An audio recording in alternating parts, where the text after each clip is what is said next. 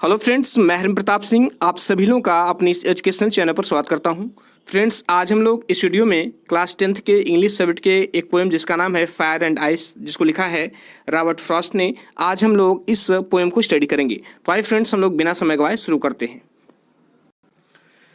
Friends, ये poem fire and ice जिसे लिखा है रॉबर्ट फ्रॉस्ट ने, यहाँ दो वर्ड है फायर एंड आइस। फायर का मतलब आग होता है और आइस का मतलब बर्फ होती है।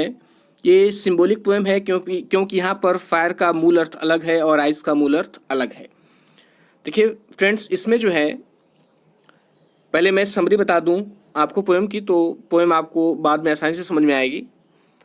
देखिए, इस पोएम में क्या है कि किसी दिन मानवता के विनाश के बारे में कवि को बहुत यकीन है। कवि यकीन करता है कि नहीं, एक दिन मानवता का विनाश होगा।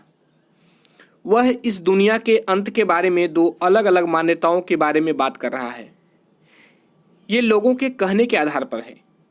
कवि कहता है कि वह उन लोगों के पक्ष में है जो कहते हैं कि यह दुनिया आग में समाप्त हो जाएगी।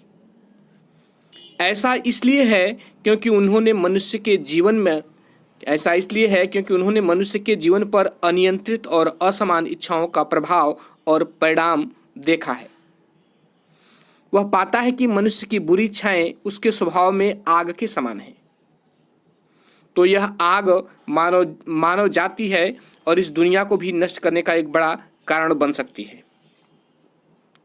दूसरी ओर, इस संबंध में दूसरा विश्वास कहता है कि इस दुनिया को नष्ट करने के लिए बर्फ भी पर्याप्त है। यहाँ कवि बर्फ की प्रकृति की तुलना मनुष्यों से अन्य मनुष्यों के साथ घृणा की भावनाओं से करता है। जो एक मनुष्य दूसरे के प्रति जो घृणा रखता है या नफरत रखता है, जैसे बर्फ अपने लंबे संपर्क से शरीर को शून्य कर सकती है, उसी तरह नफरत भी हमारे दिमाग और विचारों को शून्य कर सकती है और इसीलिए यह हमें असंवेदनशील और क्रूर बना सकता है। इच्छा के मुकाबले दुनिया के विनाश के लिए मानवता के प्रति ऐसी क्रूरता अधिक जिम्मेदार होगी। फ्रेंड्स, रॉबर्ट फ्रॉस्ट के द्वारा लिखी गई यह कविता जो है एक संकेतात्मक कविता है, एक सिंबॉलिक पोएम है। कवि मानवता को जागरूक करना चाहता है कि मानव की कुकृत्यों के द्वारा यह संसार समाप्त हो जाएगा। कवि कहता है कि आग और बर्फ दोनों विध्वंसात्मक हैं। कवि कहता है कि आग और बर्फ दोनों विध्वंसात्मक हैं। उग्र इच्छाओं की ज्वाला जो है संसार को नष्ट कर देगी। यदि संसार को दो बार नष्ट होना पड़ा तो यह आदमी के बीच में पाई जाने वाली नफरत के कारण समाप्त हो जाएगा। बर्फ को घृणा के प्रतीक के रूप में प्रस्तुत किया गया है। अब आइए फ्रेंड्स, हम लोग जो है पोएम को देखते हैं और वर्ड टू वर्ड उसके अर्थ को समझने का प्रयास करते हैं। तो पहले आइए इस पोएम को पढ़ते हैं। क्योंकि पोएम में लिखा है कि some say the world will end in fire, some say in ice, from what I have tasted of desire I hold with those who favor fire. But if it had to perish twice, I think I know enough of it to say that for destruction ice is also great and would suffice. तो इसमें कह रहा है कि some से, यहाँ पर दो विचारधाराएं लिख रहा है कि कुछ लोग कहते हैं कि ये दुनिया आग से समाप्त हो जाएगी, कुछ कहते हैं कि बर्फ से। तो ये कह रहा है कि सम से, कुछ लोग कहते हैं कि the world will end in fire, कि इस संसार का, वर्ड मीन्स इस संसार का जो एंड है वो आग में होगा या आग के कारण होगा। एंड का मतलब विनाश। कुछ लोग कहते हैं कि संसार का विनाश या संसार जो है आग से समाप्त हो जाएगा। सम से, और कुछ कहते हैं कि नाइस, और कुछ कहते हैं कि नहीं, इसका विनाश जो है बर्फ से होगा। कह रहा है कि कुछ लोग कहते हैं कि संसार का विनाश आग से होगा, कुछ कहते हैं कि बर्फ से होगा। From what I have tasted of desire, I hold with those who favor fire. अब एक चीज यहाँ पर ध्यान दीजिएगा कि यहाँ पर जो फायर है, यहाँ पर फायर का मतलब क्या है? यहाँ फायर का मतलब इच्छा से है। इच्छा से है, व्यक्ति के लालच से है, उसके असंतोष से है। जिस प्रकार जो है व्यक्ति की इच्छाएं, लालच बढ़ती जाती हैं तो वह अपनी इच्छाओं और लालच को पूरा करने के लिए कुकृत्य करने लगता है और दूसरे व्यक्ति का नुकसान करने लगता है। जबकि दूसरी तरफ यहाँ पर आइस दिया है। यहाँ आइस का मतलब क्या है? यहाँ आइस का मतलब हेट है, अर्थात नफरत और घृणा से है, वह नफरत और घृणा जो हम एक दूसरे से करते हैं। तो यहाँ पर कह रहा है कि इन हम अब यहाँ पर ये जो नफरत और घृणा है या जो लालच या जो इच्छाएं हैं, ये सब क्या हैं? ये सब मनुष्य के अवगुण हैं। और पोएट ये कहना चाह रहा है कि इन्हीं अवगुणों के कारण मनुष्य का विनाश होगा। अब देखिए आगे कह रहा है कि from what I have tasted desire. अब हम क्या कर रहा है? जितना मैं इच्छा के द्वारा टेस्ट किया गया हूं, अर्थात अब यहाँ पर टेस्ट का मतलब क्या है? इसका भिन्न अर्थ है। जहां पर मैं इच्छा के द्वारा जितना टेस्ट किया गया, अर्थात इस इच्छा ने मुझे जितना जलाया है, आई होल्ड, मैं मानता हूं, या मैं भी मानता हूं कर विद दोस फेयर फायर, या आई होल्ड मतलब मैं भी जो है होल्ड विद दोस, उन लोगों का समर्थन करता हूं फेयर फायर, जो लोग जो है आग के पक्ष में है। मतलब जो लोग यह मानते हैं कि यह दुनिया आग से नष्ट हो जाएगी, मैं भी यह मानता हूं क्योंकि इस इच्छा ने मुझे भी इतना जलाया है। इस इच्छा ने मुझे जितना जलाया है उसके आधार पे या उसके अनुसार मैं कह सकता हूं कि इस दुनिया का विनाश जो है आग से ही होगा। देखिए एक बार मैं ऊपर से फिर से 4 लाइनें बता रहा हूं। ये कह रहा है कि सम से, कुछ कहते हैं, the world will end in fire, कि इस संसार का विनाश जो है फायर, आग से होगा। अब यहाँ आग का मतलब डिजायर है, ग्रीड है, इच्छाएं हैं, लालच है, प्रलोभन है।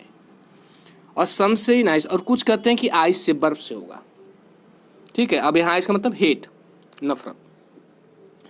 फिर कह रहा है कि from what I have tasted of Dzire, कह रहा है कि जितना मैं इच्छा के द्वारा टेस्ट किया गया, अर्थात जितना इच्छा ने मुझे जलाया है,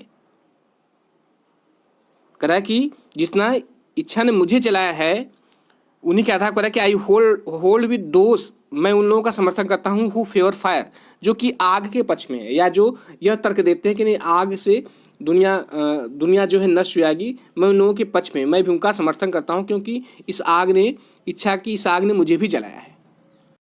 अब आशा करता हूँ कि ये 4 लाइनें आपको समझ में आ गई होंगी। अब ये नीचे देखते हैं, कह रहा कि but if it had to perish twice. यहाँ पेरिश का मतलब होता है नष्ट होना। क्या होता है? नष्ट होना। और ट्वाइस का मतलब क्या होता है? ट्वाइस का मतलब होता है दोबारा। क्या होता है? दोबारा होता है।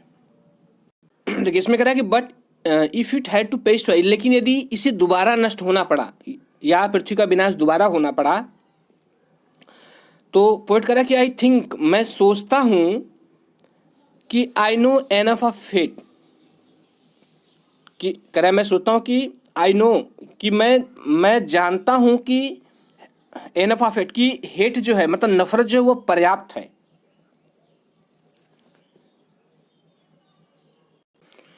टू से, यह कहने के लिए कि for destruction ice is also great, कि बर्फ से विनाश भी क्या है? वो ग्रेट है, मतलब उसी के समान प्रबल है। क्या डिस्ट्रक्शन मीन्स विनाश होता है। ठीक है, मैं एक बार फिर से बता रहा हूं ऊपर से।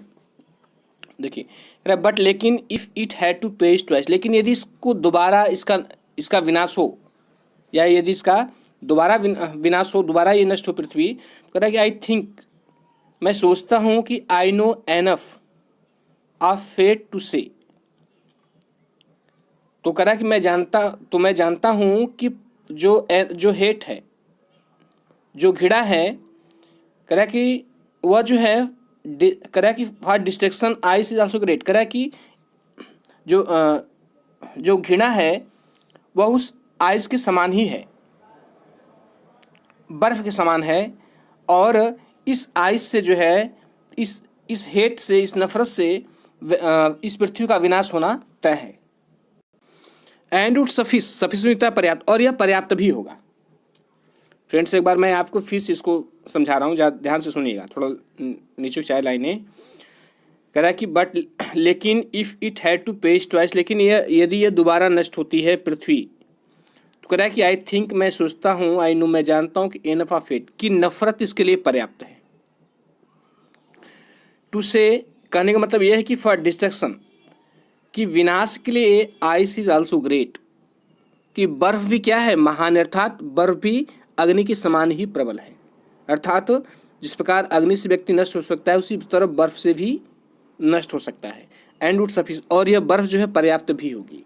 अब यहाँ पर दोनों का फिर से मैं ऊपर और नीचे वाली लाइनों का चर्चा लाइनों का बता रहा हूँ। ऊपर क्या करा है कि यहाँ पर व्यक्ति के नष्ट होने के दो प्रबल कारणों को समझाया जा रहा है कि व्यक्ति अपनी इच्छाओं के कारण, अपनी लालच के कारण, अपने प्रलोभनों के कारण जो है नष्ट हो सकता है। क्योंकि लालच बढ़ेगी, इच्छाएं बढ़ेंगी तो लोग जो है एक दूसरे से लड़ाई करेंगे, झगड़ा करेंगे और स्वयं और अपना विनाश स्वयं ही कर लेंगे। दूसरी तरफ क्या करा है, दूसरी तरफ करा है कि ये व्यक्ति को जो है इस पृथ्वी का विनाश ही दोबारा होना पड़ा तो उसका विनाश बर्फ से हो जाएगा। अब यहाँ बर्फ जो है किसका प्रतीक है? बर्फ नफरत का प्रतीक है। अब यहाँ पर जिस प्रकार नफरत में जो व्यक्ति नफरत करता है किसी से तो उसके प्रति वह जो है संवेदनाहीन हो जाता है। उसी तरह ठीक उसी प्रकार जैसे कि बर्फ हमारे शरीर को क्या करती है? शून्य कर देती है। इस तरह जो है पृथ्वी के नष्ट होने के दो कारण बनाए जाते हैं, आग और बर्फ से।